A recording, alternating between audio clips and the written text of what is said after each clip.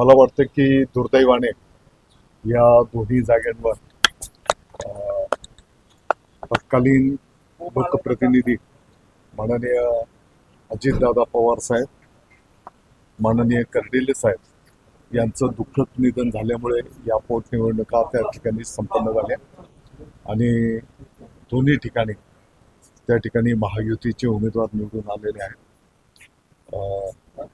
म्हटलं तर दोन्ही नेत्यांचं जाणं आपल्या सर्वांच्यासाठी दुःखदायक बाब आहे आणि त्या सर्वांना त्या ठिकाणी मानवंदना देत मला वाटतं की महायुतीचे उमेदवार त्या ठिकाणी निवडून आलेले आहेत.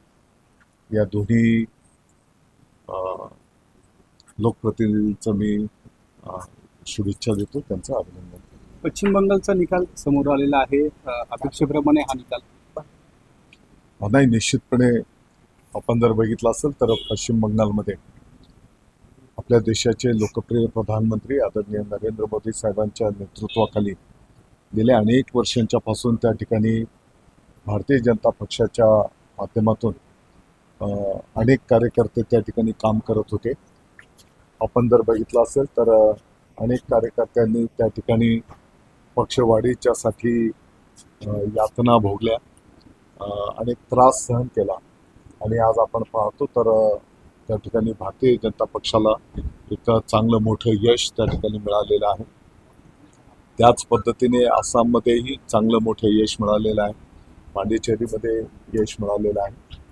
मी नाशिकच्या सर्व पदाधिकाऱ्यांच्या माध्यमातून, शिवसैनिकांच्या माध्यमातून आदरणीय पंतप्रधान नरेंद्र मोदी साहेबांचं अभिनंदन करतो, त्यांना शुभेच्छा देतो. यावरती संजय राऊत यांनी टीका केली. त्यांनी म्हटलंय की भाजप आणि निवडणूक आयोगाची युती झाली आहे म्हणून बरं झालं ते आता बोलले. खरं म्हणजे त्यांनी आधीच बोलायला पाहिजे होतं. त्यांच्या बोलण्याला आता कोण किंमत देणार नाही, कारण पश्चिम बंगालनेही तो निकाल स्वीकारलेला आहे. त्याच्यामुळे यांच्या बोलण्याला काही किंमत नाही. केरळमध्ये इतर दुसऱ्या राज्यांमधले निवडणूक आयोग, तिथले मशिनरी ते योग्य होतं आणि जिथे त्यांच्या विरोधात निकाल गेले तर तिथे टीका टिप्पणी मला वाटतं ही लबाडी आहे. तामिळनाडूमध्ये विजय थलपती यांना मोठं यश मिळालं. पहिल्यांदाच निवडणूक लढले आणि अभिनेत्यालाच राजकारणात पहिल्यांदा. नाही, ठीक आहे. शेवटी लोकशाही प्रक्रियेमध्ये आपल्याला जनतेचा कौल स्वीकारावा लागतो. त्यांनी, मी बघितलं बातम्यांमध्ये, त्यांनी बरीच आश्वासनं त्या जनतेला दिलेली आहेत. आता येणाऱ्या काळामध्ये त्यांना त्या आश्वासनांची पूर्तता करावी लागेल. अबू आझमी यांनी म्हटलंय की मुख्यमंत्री देवेंद्र फडणवीस यांनी आम्हाला आश्वासन दिलंय की महाराष्ट्रामध्ये मराठी सक्ती होऊ देणार. काय अबू आझमी म्हणाले की त्यांना मुख्यमंत्री म्हटले की महाराष्ट्रात मराठी सक्ती होऊ देणार नाही. मला वाटतं की अबू आझमींचा गैरसमज असेल. माननीय मुख्यमंत्री महोदयांनी मराठीच्या संदर्भामध्ये त्यांच्या भावना स्पष्ट नमूद केलेल्या आहेत. महाराष्ट्रामध्ये राहणाऱ्या प्रत्येकाला मराठी बोलता आलं पाहिजे, लिहिता वाचता आलं पाहिजे, ही आपली सगळ्यांची भूमिका आहे. आणि हो, त्याची अंमलबजावणी करत असताना कदाचित काल जर कोण दुसऱ्या बाहेरच्या राज्यातला आलेला असेल तर त्याला एक दिवसामध्ये लगेच ती भाषा काय येणार नाही, किंबहुना मग त्या भाषेच्यासाठी गुंडगिरीचा वापर योग्य नाही, अशी त्यांची भूमिका आहे.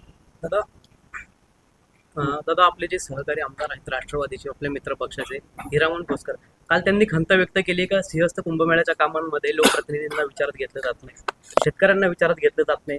सध्या जो काही जमीन मोजणीचा वाद जो आहे तो आपल्याला चिघळल्याचं पाहायला मिळतं. शेतकऱ्यांवरती लाठीचार्ज झाल्याचा आरोप, पोलीस बळाचा वापर केला जातोय प्रशासनाकडनं, असं स्वतः हिरामण खोसकर साहेबांशी मी स्वतः संवाद साधेन. त्यांचे नेमके काय अडचणी आहेत किंवा त्यांचं काय मनोगत आहे ते ऐकून घेईल आणि तो प्रश्न कसा सुटेल ते पण आम्ही. तर सिंहस्थ कामांचा आपण आढावा घेत आहे. अनेक ठिकाणी रस्त्यांचे जे विकास कामं सुरू आहेत, वाहतूक कोंडी होते, शहरातले नाशिककर कुठेतरी त्रस्त झाले आहेत. एकूण कशा पद्धतीने विकास कामांना नाही, आता विकास कामं जर आपल्याला हवी आहेत तर थोडासा त्रास पण सहन करावा लागेल. आणि आपल्याला माहिती आहे की काही महिन्यांमध्ये कुंभमेळा पण संपन्न होणार आहे. काही दिवसांमध्ये पाऊस चालू होईल आणि मग या पार्श्वभूमीवर ही कामं लवकरात लवकर पूर्ण करणं हे पण तेवढंच गरजेचं आहे. आणि म्हणून नाशिककरांना मी विनंती आवाहन करेन की ही वस्तुस्थिती आहे की त्रास होतोय. आता आम्ही पण पुढून आलो. हा, म्हणजे द्वारका सर्कलचा जो आपला रेग्युलर पॉइंट होता त्याच्याऐवजी पुढे जावं लागलंय आपल्याला. पण आता ह्या थोड्या गोष्टी काही दिवस आपल्याला सहन कराव्या लागतील. दादा, बच्चू कडूंनी आपल्या पक्षात प्रवेश केल्यानंतर त्यांचं एक वक्तव्य जे आहे ते व्हायरल होतंय, चर्चेत आलंय. मुख्यमंत्री एकनाथ शिंदेंना मुख्यमंत्री केल्याशिवाय गप्प बसणार नाही. आपण कसं बघताय या वक्तव्याकडे? मला वाटतं की त्यांनी त्यांच्या भावना व्यक्त केलेल्या आहेत. शिवसैनिकांच्या त्या भावना असणारच आहेत. दादा, बच्चू कडूंच्या प्रवेशानंतर ऑपरेशन बच्चू टायगरची चर्चा सुरू कडूंमुळे झाली. शिवसेनेची ताकद निश्चितपणे वाढणार आहे. एक लढाऊ नेता कार्यकर्ता बच्चू कडू जे आहेत आणि त्यांनी आता शिवसेनेचा धनुष्यबाण, भगवा झेंडा, तसे ते मूळ शिवसैनिकच आहेत. त्यांची सुरुवात मला वाटतं की शिवसेनेचे उपजिल्हा प्रमुख, तालुका प्रमुख म्हणून ते राहिलेले आहेत. त्याच्यामुळे त्यांना नवीन शिवसेना सांगण्याची काही गरज नाही.